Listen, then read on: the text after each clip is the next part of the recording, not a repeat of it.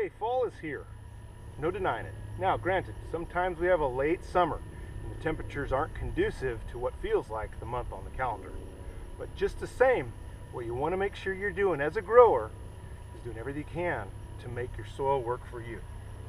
Ultimately, soil is your most valuable resource. Completely renewable, completely sustainable, and it will carry on for generation after generation if you treat it right.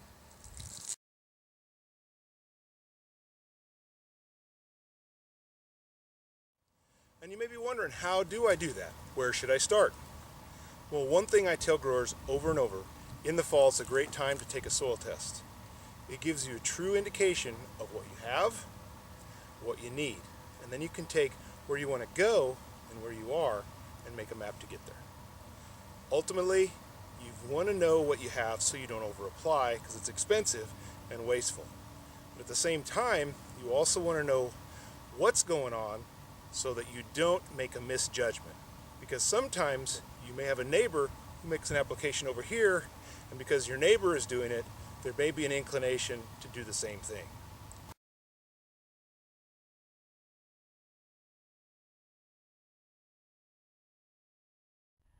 just because it's easy doesn't mean it's the right decision, because every soil type, every soil texture has a unique property to it that's going to be a little bit different from another ranch, even if it's across the street.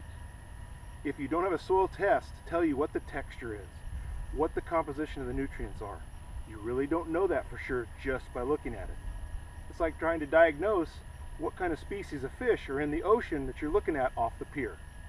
You can't really get a good picture of it, you can only make some surmises. And when you guess, you can be big wrong. We don't want to be wrong in agriculture because the margins are way too slim.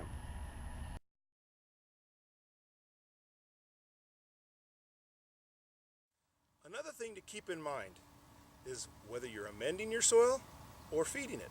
They're different actions and you're trying for different results. One is for next year's crop and soil health. The other is for soil health and longevity of that soil. So you kind of have to know, based on what you have to work with, where you want to direct your attention and your budget. Ultimately, if you're amending, you don't want to just put gypsum on because it's a cheap price per ton or because it's what you've always done. You can get too much of a good thing.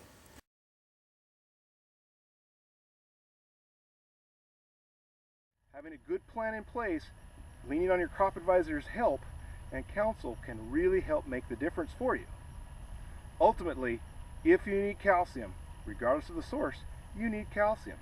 And that's far more important than the pH, because pH is nothing more than a measurement of the hydrogen presence or absence within your soil texture.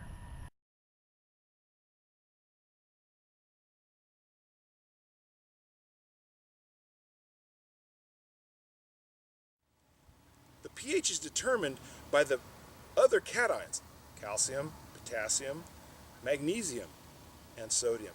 Those are major players into how your pH responds. And that is what you want to really focus on, is getting those in proper balance and proper proportion based on your soil texture. If you do those things, your pH will respond accordingly. Until next time, stay tuned for new videos, but thanks for watching. I hope this has been helpful. Here's to your soil's health and to your profitability.